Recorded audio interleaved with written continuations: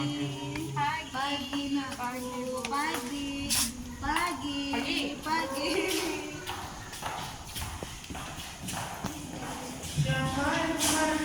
Selamat pagi murid-murid kelas 4. Pagi, Bu.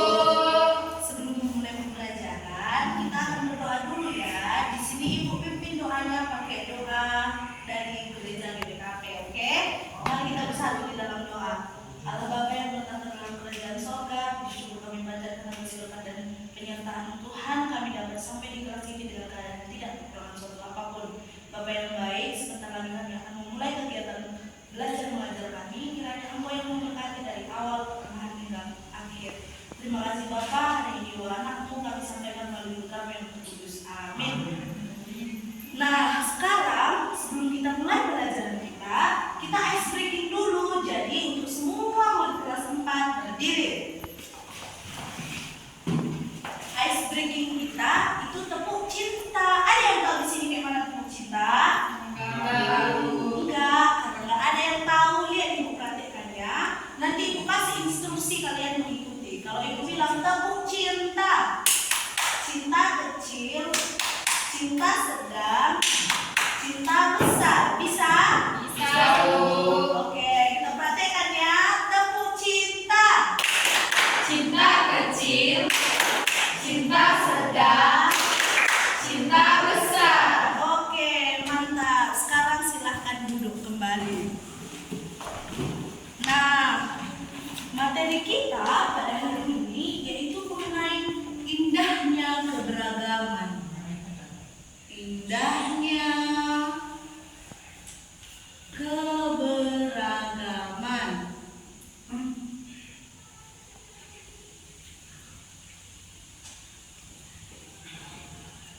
Sekarang Ibu tanya ke kelas 4.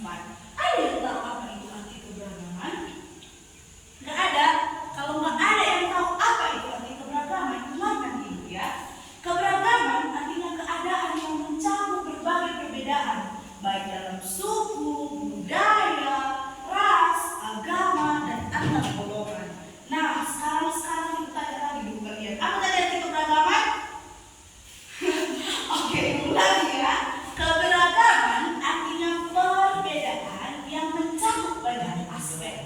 Contohnya seperti agama, budaya, suku, bahasa, ras, dan sebagainya. Apa tadi? Perbedaan yang mencakup antara lain agama, ras, suku, bahasa, dan lain sebagainya. Nah, sekarang yang pertama masuk dulu kita. Keberagaman tadi artinya keadaan yang mencakup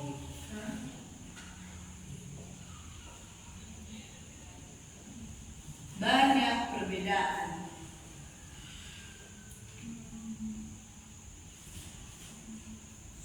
Apa saja tadi yang kita bilang tadi, yang kita sebutkan? Yang pertama, suku. Suku itu artinya apa? Suku itu artinya kumpulan seseorang dari banyak orang yang memiliki budaya yang sama. Nah, kalian tahu nggak ada berapa suku di Indonesia ini? Nggak ada yang tahu? Suku yang ada di Indonesia ini sebanyak 1.300 suku. Coba bayangkan, seberapa banyak suku itu di Indonesia ini? Banyak kan? Banyak. Nah, yang kedua itu kita masuk ke agama. Agama tahu kan? Agama apa? Sekarang Ibu tanya, ada berapa agama di Indonesia? Berapa agama di Indonesia? Berapa agama di Indonesia? 6. Kenapa kalian takut jawabkannya? Agama di Indonesia itu ada 6. Coba sebutkan.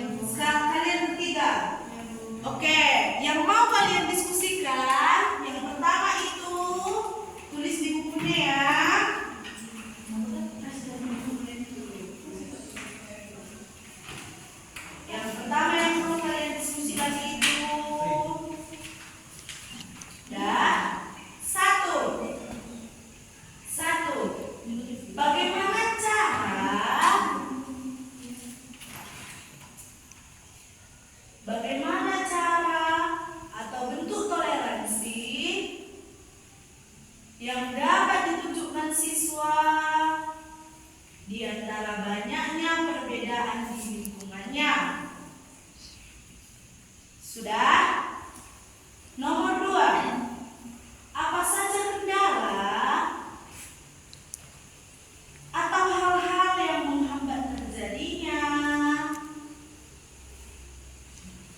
toleransi dengan sesama?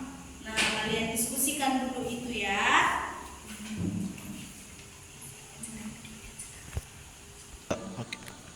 Nah, bagaimana? Sudah selesai berdiskusi? Sudah, Bu. Karena kalian sudah selesai berdiskusi, sekarang perwakilan satu orang dari setiap kelompok untuk mempresentasikan hasil jawabannya. Sekarang dari kelompok 1 dulu. Pertanyaan nomor 1.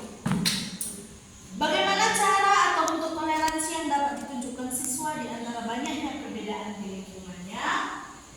Yang pertama itu menghormati pendapat orang lain, yang kedua tidak diskriminatif, yang ketiga bekerja sama dalam kelompok, yang keempat merayakan keberagaman, yang kelima menghindari konflik, yang keenam belajar dari perbedaan, yang ketujuh menggunakan bahasa yang sopan. Ya, mantap. Sekarang dari kelompok 2. Pertanyaan nomor 1. Bagaimana cara atau bentuk toleransi yang dapat ditunjukkan siswa di antara banyaknya perbedaan di lingkungannya? Yang pertama menghormati perbedaan, yang kedua menerima perbedaan, yang ketiga bersikap ramah dan bersahabat, yang keempat berkomunikasi dengan baik, yang kelima menghindari perundungan, yang keenam membangun kerjasama. Iya, mantap. Kasih applause untuk kalian. Sekarang kita masuk ke pertanyaan nomor 2. Kelompok 1. Apa saja kendala atau hal-hal yang menghambat terjadinya toleransi dengan sesama?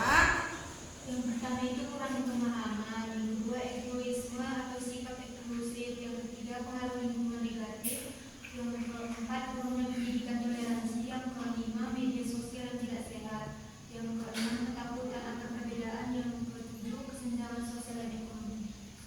Iya, sekarang untuk kelompok 2, jawaban dari nomor 2. Apa saja kendala atau hal-hal yang menghambat terjadinya toleransi dengan sesama? Yang pertama kurangnya pemahaman, yang kedua prasangka dan stereotip, yang ketiga egoisme dan kepentingan pribadi, yang keempat pengaruh lingkungan, yang kelima ketakutan dan ketidakpercayaan, yang keenam kurangnya kepemimpinan, dan yang ketujuh konflik dan perselisihan. Ya, mantap.